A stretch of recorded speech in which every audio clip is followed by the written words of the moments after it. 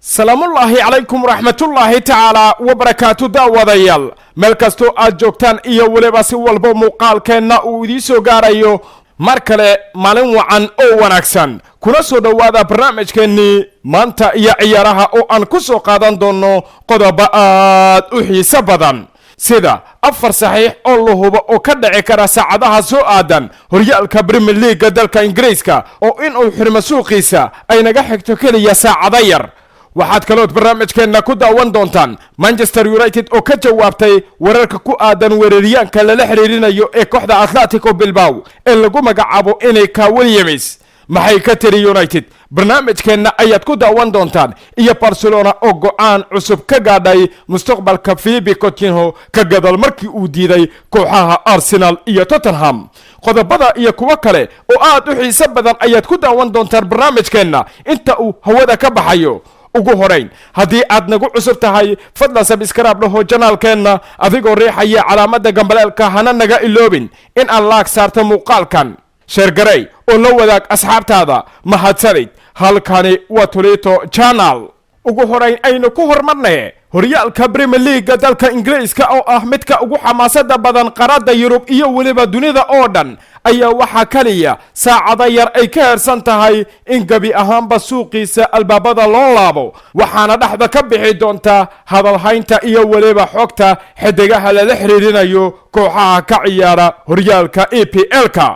afar saxiix ayaana lees leeyahay ilaa iyo haatan waa kuwa la hubo isla markaana dhici kara saacadaha soo aadan waxaana kamida laacibka reer Brazil ee lagu magacaabo David Luiz xidiga reer Brazil ayaa si la yaab leh kooxdiisa ugu qasbaya in uu ku biiro kooxda Arsenal inkastoo heshiis cusub uu u saxiixay isla inta lagu guda jiro suuqa xagaygan laakiin waxaa la filayaa xidiga in si rasmi ah uu uga mid noqdo kooxda Gunners xilli uu heshiis shakhsi ah la gaaray waqti hore David Luiz ayaanan ku qaracsanayn si joogista garoonka caanka ah ee lagu magacaabo Stamford Bridge ninka labaad waa laacibka lagu magacaabo Giovanni Lo Celso oo isna laga yaabo in lagu arko saaxadda horyaalka Premier League ee dalka Ingiriiska kooxda Tottenham ayaa ugu dambeyntii kooxda Real Betis waxay kala heshiisay saxiixa xidiga qadka dhexe ee reer Argentina kaasi oo ku kici doona aduu lacageed gaaraya 55 milyan oo euro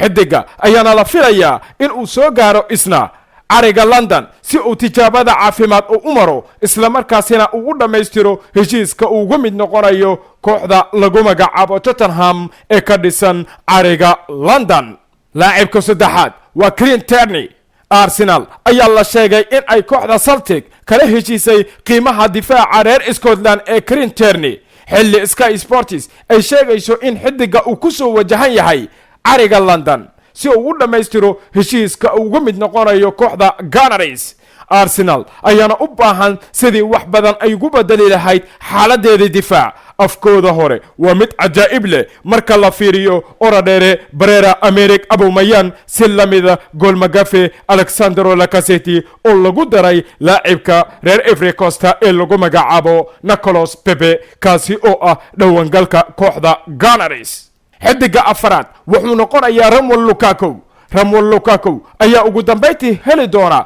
wixii uu doonayay isaga oo maanta ayuu ku biiri doonaa kooxda caanka ah ee lagu magacaabo Inter Milan kadib markii kooxaha Inter iyo Manchester United ay ku heshiiyeen saxiixa xidiga Lukaku ayaa xalay labadii habeenimo ay saqda dhexe xilliga Talyaaniga waxa uu gaaray magaalada Milan si uu ugu biiro kooxda Inter Milan halkaasi ayuuna ku mari doonaa tijaabada caafimaad waxaana ay u muuqataa kooxda Inter Milano mid ka riday horyaalka Serie A Talyaaniga laacibka reer Belgium ee lagu magacaabo Romelu Lukaku horyaalka Premier League ee dalka Ingiriiska sidoo kale waxaa la filayaa in saxiixiyo kale oo waaweyn ay ka dhacaan sida laacibka lagu magacaabo Alex Iwobi oo ku wajahan kooxda Everton waxaana ay ku doonaysaa qiimo lacageed oo gaaraya 35 milyan waliba waxay diyaar u tahay in ay ku darto wax waliba oo ay doonayso kooxda Arsenal Paulo Dybala ayaa isna wuxuu ku soo jeedaa kooxda Tottenham oo waxay diyaar ula tahay in ay bixiso kooxda Tottenham aduu lacageed gaaraya 65 milyan waqti xaadirka kan taasi oo la micno ah in xitaa kooxda lagu magacaabo Tottenham ay kala heshiisay Juventus Paulo Dybala oo aan qayb ka ahayn qorshaha macalimka lagu magacaabo Maurizio Sarri oo noqday hogaamiyaha cusub ee kooxda Bianconeri. saxiixiyada la filayo waxaa kaloo qayb ka ah laacibka lagu magacaabo Dayot Upamecano oo Arsenal bartilmaameed u ah. kooxda Arsenal ayaana ka bixin karta 55 milyan iyo weliba lacag kaleeto dheeri ah haddii ay dalbato kooxda caanka ah ee lagu magacaabo RB Leipzig ee ka ciyaarta horyaalka Bundesliga. laacibkan ayaana door weyn ka gali kara shax kooxeedka kooxda Gunners isla markaana uu hogaamiyo macalim Unai Emery. halka Daniel Rogani isna la filayo inuu ka mid noqdo kooxda caanka ah ee lagu magacaabo Arsenal 45 milyan iyo weliba qiimo intaasi ka badan ayayna kula soo wareegi kartaa kooxda Arsenal oo waxaad moodaa Arsenal in waqti badan ay ku bixinayso sidii ay ku soo xirigelin lahayd difaacyo muhiim ah.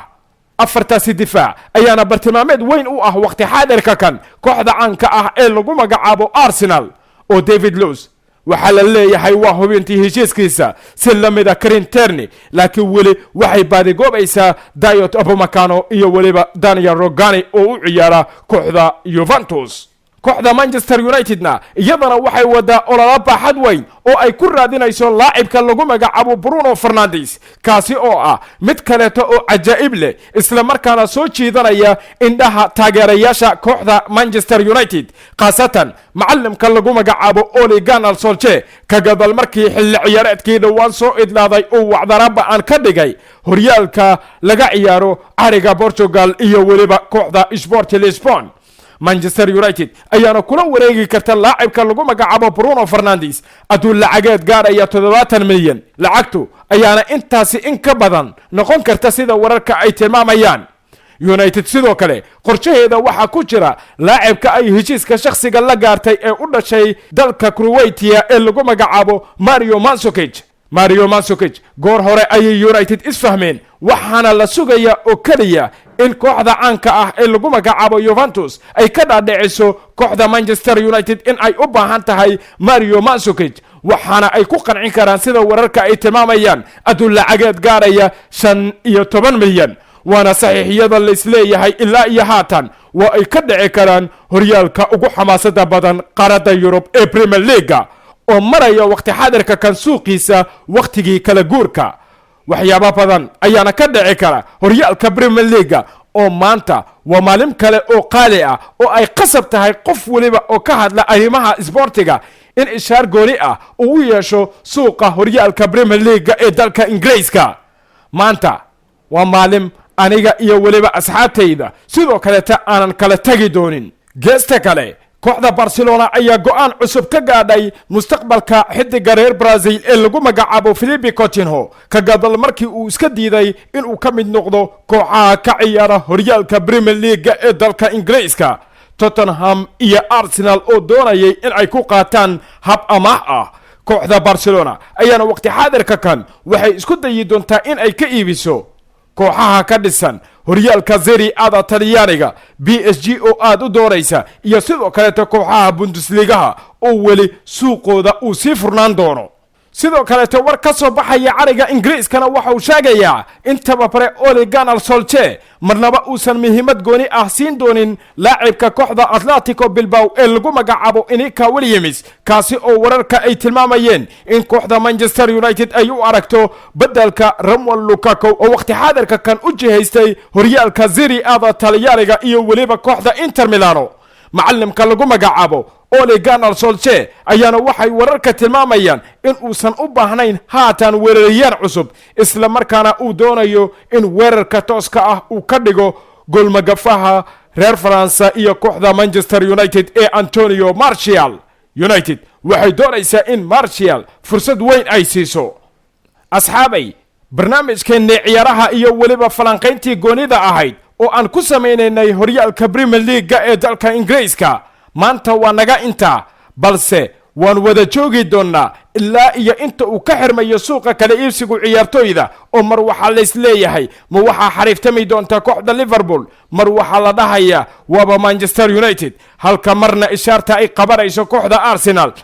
Cityna weli dhaqdhaqaaqeedii ayay wada oo suuqa kale iibsigu ciyaartooyda ee horyaalka Premier League dalka Ingiriiska ayaa maraya fursadii ugu dambeysay taasi ayaana sabab u ah in maanta ay noqon doonto maalin kale oo u qaas ah horyaalka Premier League ee dalka Ingiriiska oo ah midka ugu xamaasada badan qaaradda Yurub nala socda waxaan idinla socodsiin doonaa wararkii ugu dambeeyay ee xagga suuqa kale iibsiga ciyaartooyda